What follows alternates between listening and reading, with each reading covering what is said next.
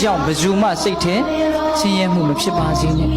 ငါကြောင့်ဘယ်သူမှခန္ဓာကိုယ်ပေါ်မှာဆင်းရဲမှုမဖြစ်ပါစေနဲ့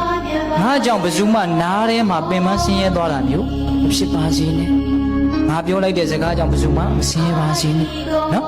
ငါတွေးလိုက်တဲ့အကြံတွေဟာသူများဆင်းရဲဖို့မဖြစ်ပါစေနဲ့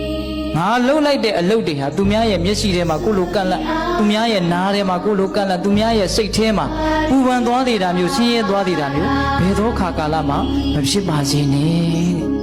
မကောင်းဘူးလားငါကြောင့်သူများမဆင်းရဲပါစေနဲ့ဆိုတော့နည်းနည်းလေးတော့ပြောင်းပြန်လှန်ကြည့်ပါလားငါကြောင့်သူများချမ်းသာသွားပါစေကောင်းတယ်နော်ဒီကကြီးမိုင်းမြငါကြောင့်ပါလေသူများချမ်းသာသွားပါစေစိတ်ထဲမှာရောကိုယ်ပေါ်မှာရောအကုန်လုံးကျဉ်တ်သွားပါစေနှစ်သက်သွားပါစေကြည်နူးသွားပါစေမကောင်းဘူးလားသူတော်ကောင်းတို့ရဲ့သဘောထားဆိုတာကိုယ့်ကြောင့်တတ္တဝါတွေကိုချမ်းသာသွားစေ